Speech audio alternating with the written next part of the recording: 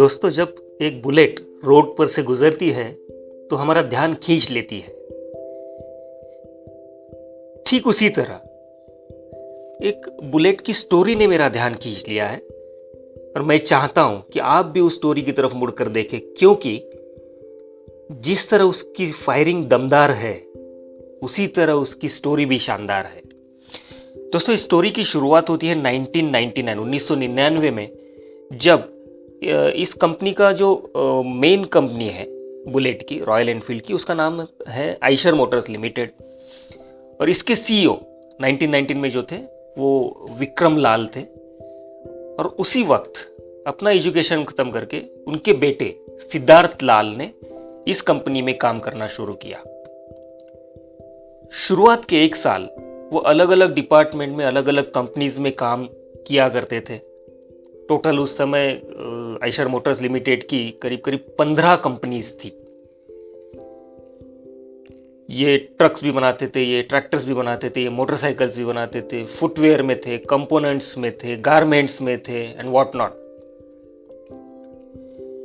1 साल अलग अलग डिपार्टमेंट्स में काम करने के बाद सन 2000 में सिद्धार्थ लाल को आइशर मोटर्स लिमिटेड का सीईओ बनाया गया। तब उनकी उम्र थी महज 26 साल। सीईओ बनने के बाद इन्होंने कंपनी के बारे में काफी सोचा, अध्ययन किया, रिसर्च किया। और एक जब मीटिंग चल रही थी बोर्ड ऑफ डायरेक्टर्स की, तो उस मीटिंग में इन्होंने एक प्रपोजल रखा। और वो प्रपोजल था जो हमारे 15 अलग अलग वर्टिकल्स है, 15 अलग अलग कंपनीज है, 15 अलग अलग एरियाज जिसमें हम काम कर रहे हैं, उसमें से मैं 13 कंपनीज बंद करना चाहता हूं। ये सुनने के बाद तो सभी बोर्ड ऑफ डायरेक्टर्स को झटका बैठ गया। वो कहने लगे, ये कैसे पॉसिबल है? इतने सालों से हम इन एरियाज में, फील्ड्स में काम कर रहे हैं। तो इनकी जो विचार प्रणाली थी, इन्होंने कहा कि हम, ठीक है, मैं मानता हूं आपने इतने सालों से काम किया है, 15 साल से आप, माफ करना, 15 अलग अलग एरियाज में हम काम कर रहे हैं, लेकिन एक भी फील्ड में, एक भी हमारी कंपनी मार्केट लीडर नहीं है। तो मैं ये चाहता हूं, मैं ये सोचता हूं कि 15 साधारण कंपनीज में काम करने के बजाय हम 1 या 2 ही असाधारण कंपनीज में काम करेंगे, ब्रांड्स पर काम करेंगे। और ये सब डिस्कशन होने के बाद आखिर में बोर्ड ऑफ डायरेक्टर्स ने इनको परमिशन दे दी और उसके बाद इन्होंने काम करना शुरू किया। इन्होंने 2 ही सेक्टर सिलेक्ट किए, फाइनल किए। उसमें से एक था मोटरसाइकिल और दूसरा था ट्रक्स। दोस्तों, आपको सुनकर हैरानी होगी कि इनका उस समय जो ट्रैक्टर था वो काफी पॉपुलर था, उसकी सेल भी बहुत अच्छी हुआ करती थी, उसे भी बेच दिया। उस समय एक कंपनी है, आज भी है शायद, टैफे नाम से, ट्रैक्टर एंड फार्म इक्विपमेंट्स, उसे ये ट्रैक्टर का भी डिवीजन बेच दिया। तो इवन मार्केट में ये भी खबर फैली हुई थी, ये रूमर्स थे कि शायद आइशर मोटर्स अपना बिजनेस धीरे धीरे बंद कर रहा है। फिर ये 13 ब्रांड्स खत्म करने के बाद, बंद करने के बाद, ये कंपनीज को या तो बेचने के बाद या डिसॉल्व करने के बाद, इन्होंने फिर से बोर्ड ऑफ डायरेक्टर्स की मीटिंग रखी और उसमें अपना प्लान रखा। अभी देखिए, सिद्धार्थ लाल जो है, उनका काम करने का तरीका, जब ये मीटिंग में बैठते हैं या किसी भी काम को शुरुआत करते हैं, तो इनके पास 2 प्लान ये हमेशा रेडी रखते हैं। एक है नेक्स्ट 5 इयर्स प्लान और नेक्स्ट 10 इयर्स प्लान। तो इस पर इन्होंने काम करना शुरू किया। अभी 2 सेक्टर्स इन्होंने फाइनल किए थे, एक था मोटरसाइकिल का, दूसरा था ट्रक्स का। वो 2 जो सेगमेंट्स थे, उसमें से उन्होंने मोटरसाइकिल को पहले ही चुना। उन्होंने कहा कि ट्रक को हम बाद में देखेंगे, सिर्फ एक सेगमेंट एट ए टाइम।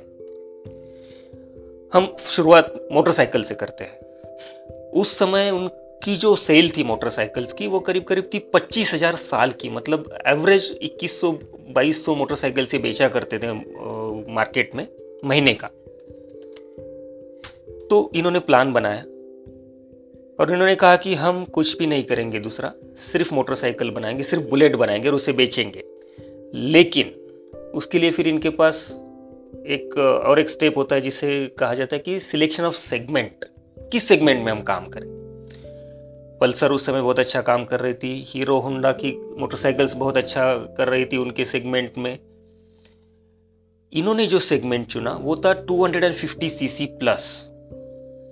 उन्होंने कहा इसके नीचे हम काम नहीं करेंगे, और अप टू 750 सीसी ये सेगमेंट जिसमें हमें काम करना है और आगे बढ़ना है, क्योंकि उस समय इस सेगमेंट में इनके लिए कोई कंपटीशन नहीं थी। ये पूरा सेगमेंट ड्राई था, ओपन था, इमेच्योर्ड भी था।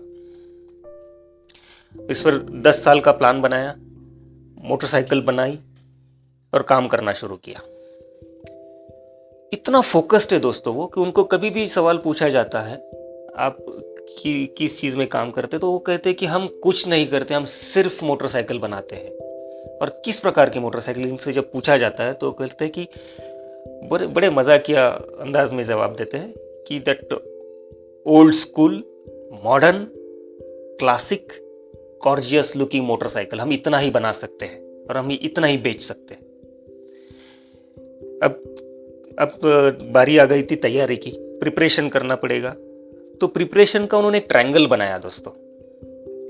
वो ट्रायंगल के सेंटर में था ऑफ कोर्स फोकस, लेकिन फोकस किन चीजों पर करना है इसकी आइडिया इनके पास बहुत ही क्लियर कट थी।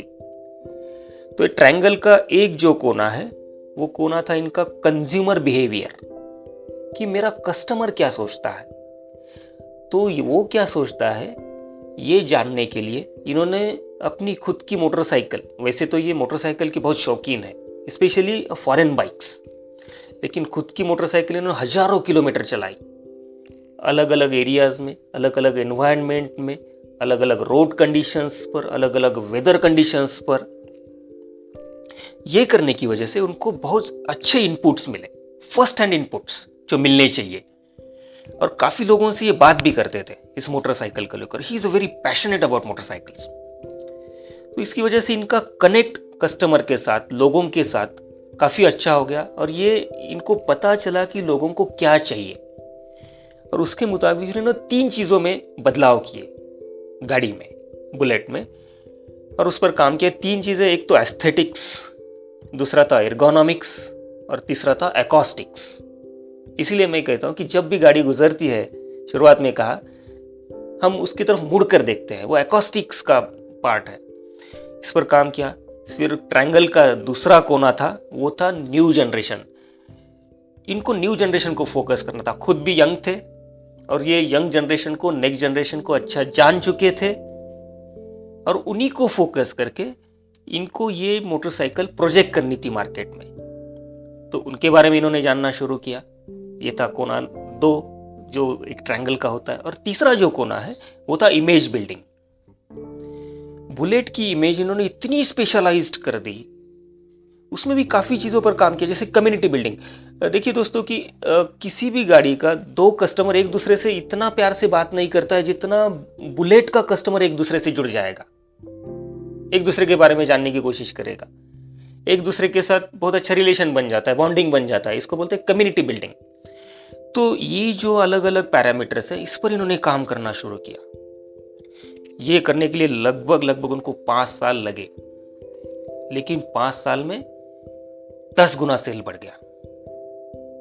उस सेगमेंट में इन्होंने हलचल मचा दी, और लगभग 2005 2006 इनकी जो सेल्स हुआ करते थे वो 3 लाख गाड़ी जाती थी साल की। इतना तगड़ा सेल इन्होंने बिल्ड कर दिया और स्पीड से आगे बढ़ रहे थे। तो इतना स्पेशलाइज सेगमेंट, इतना कीन ऑब्जर्वेशन, स्टडी, इसका नतीजा क्या हुआ? आफ्टर 10 years फॉर एग्जाम्पल, इनके शेयर प्राइसेस बढ़ गए, इनका मार्केट कैप बढ़ गया, इनकी प्रॉफिटेबिलिटी बहुत अच्छी आने लग गई, और इनफैक्ट मार्केट शेयर इनका 90% प्लस आने लग गया। Then 40% year in year growth ये लाया करते थे उस समय। और एक अच्छी बात इनके साथ हुई कि ये डेट फ्री कंपनी है, इनके ऊपर कोई कर्जा नहीं है। शेयर प्राइसेस की हम बात करेंगे तो जब इन्होंने कमान संभाली थी कंपनी की, उस समय प्राइस थी लगभग 17-18 ₹17.5 टू बी स्पेसिफिक, और वो प्राइस दोस्तों आज 1000 गुना से बढ़ गई है। मतलब कोई अगर बुलेट गाड़ी लेता है और इन्वेस्टमेंट करता है और कोई अगर बुलेट के शेयर्स लेता है तो ऐसा कहा जाता है कि वो मल्टीफोल्ड उसका इन्वेस्टमेंट बढ़ गया है। तो इस लेवल पर उन्होंने लाके इस कंपनी को छोड़ा है, खड़ा किया है, अभी रुके नहीं है। देखिए दोस्तों, जितने भी ये एक्स्ट्राऑर्डिनरी लोग होते हैं ना, इनके पास हर समय अगले 10 साल का, एक डिकेड का प्लान होता है।